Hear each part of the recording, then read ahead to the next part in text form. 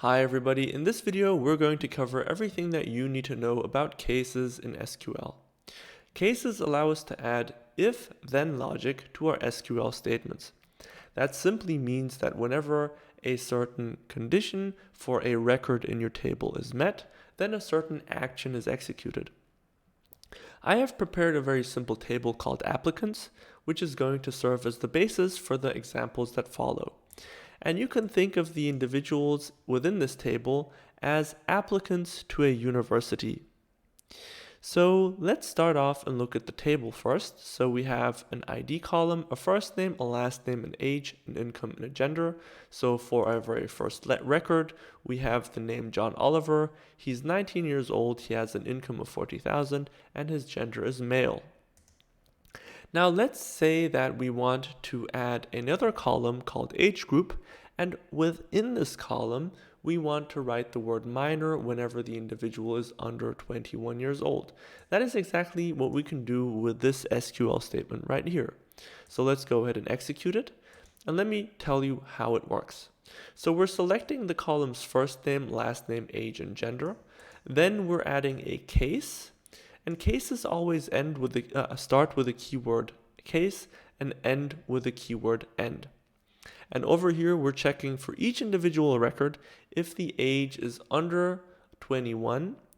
And if that applies, then we're adding the word minor to the record within the column called age group. And that is exactly what you can see from the result on the bottom. For example, our very first record, John Oliver, has an age of 19, which is under 21, and that's why in the age group column, we have written the word minor. Then, of course, our case also has an else statement, which states that if the first case over here is not met, so if the individual is over 21, we write null into the age group column. And that is also what you can see.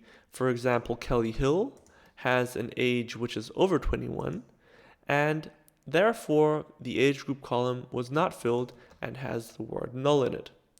Now I do want to stress that this else statement over here is not compulsory. You get exactly the same result if you remove it, and then you can see if I execute it without the else statement, I get exactly the same result.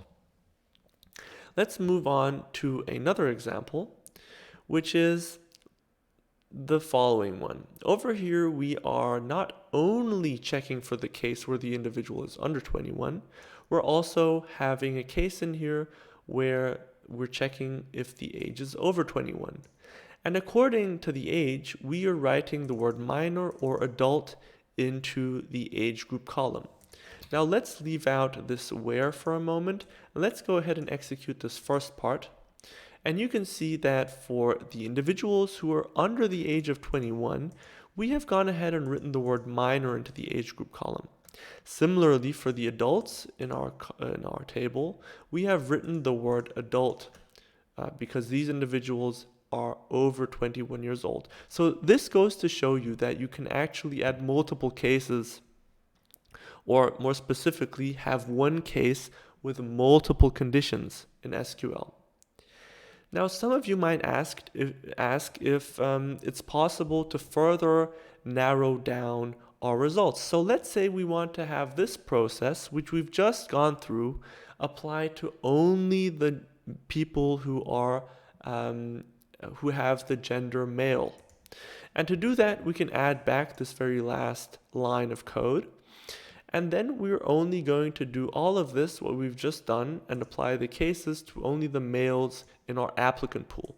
So you can see that I have written the words minor or adult according to the age, but only for the people who are male. Moving on, we can also have a case where the conditions are chained together with an AND condition. So over here in this example, I am selecting the first name, the last name, the income, and the age. And within the case that follows, I have the condition over here where I'm checking whether the individual is younger than or equal to 21 years of age and has an income lower than or equal to 50,000. Now, if this case applies, then we want to write the word eligible into the scholarship column. So a way to think about this, or to give this a little bit of context, is that you have a university which considers giving out scholarships to its prospective students in the applicants pool, and it only considers applicants for a scholarship if they're younger than the age of 21 or equal to 21 and have an income which is smaller than 50,000 US dollars. And if that is not the case, then they're not eligible. So let's go ahead and execute this. And you can see that we have the result on the bottom where the individuals with the income lower than 50,000 US dollars, lower than or equal to 50,000 US dollars, and who are lower than or equal to 21 years of age are eligible for a scholarship, whereas the rest of the individuals who do not satisfy both of these conditions are not eligible for a scholarship. So as you can see here, we can actually use these AND conditions to chain together individual conditions. Of course, you can also use OR. For example, if I exchange the AND with an OR, then it's going to have other people who are now eligible because they in fact meet one of these conditions. So that also works very nicely. Now there's going to be individual people out there who might want to have multiple cases in their SQL queries. And that is also possible. So over here, we have put together both of the SQL statements that we looked up above. So we have the age group column, which is being filled depending on the age of the individual. So if the age is lower than or equal to 21, we are giving the individual the tag minor. And if the age is over 21, we're giving the individual the tag adult. And we're putting all of this into the age group column. Then in addition to this case, we have another case within our SQL statement where we are checking whether or not the individual is eligible for a scholarship. So when the age is lower than or equal to 21 and the income is lower than or equal to 50,000 US dollars, then the individual is eligible. Otherwise, he is not. So let's go ahead and execute this. And you can see that we have the age group column and the age group column over here, and we have the scholarship column over here, both within our output because we have added multiple cases to our SQL statement. Now let's go ahead and look at one final example of a very nice case using an aggregate function. So over here, we're going to select all the columns, or in fact, we're not going to do that. We're simply going to select one column, which is going to be enough.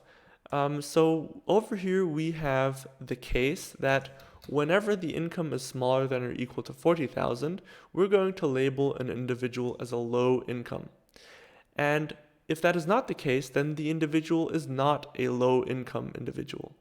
And we're going to write this into the income class column. And we have also added a count, so we're going to be counting applicants.